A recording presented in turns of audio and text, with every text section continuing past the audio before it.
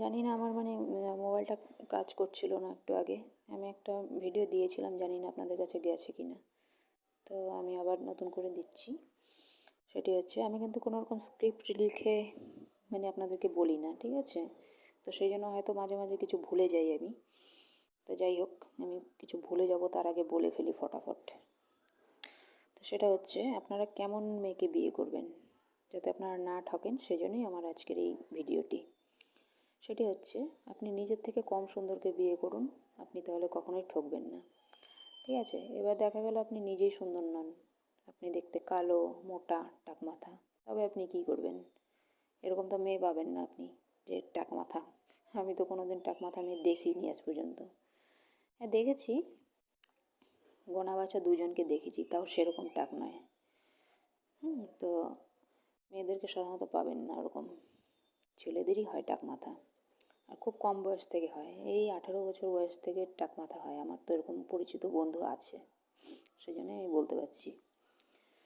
তো যাই হোক, তো নিজের থেকে সবসময় কম সুন্দরকে বিয়ে করবেন, তাহলে আপনি শান্তি পাবেন। কারণ এটা সোশ্যাল মিডিয়ার যুগ, আপনাকে বুঝতে হবে যেটা আগের দিন নয়।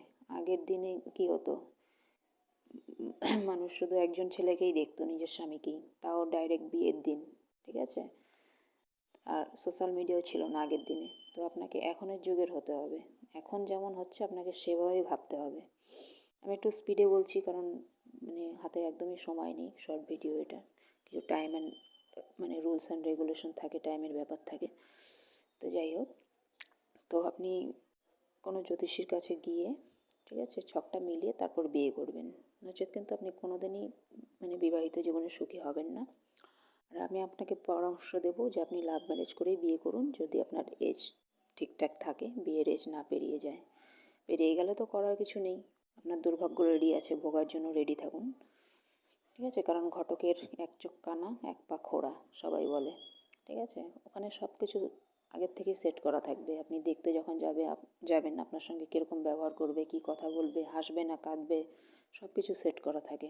ঘটকই বলে রাখে, বাড়ির লোকজনও বলে থাকে। তো মেয়েটার অরিজিনাল কোনো কিছুই কিন্তু আপনি জানতে পারবেন না, ঠিক আছে?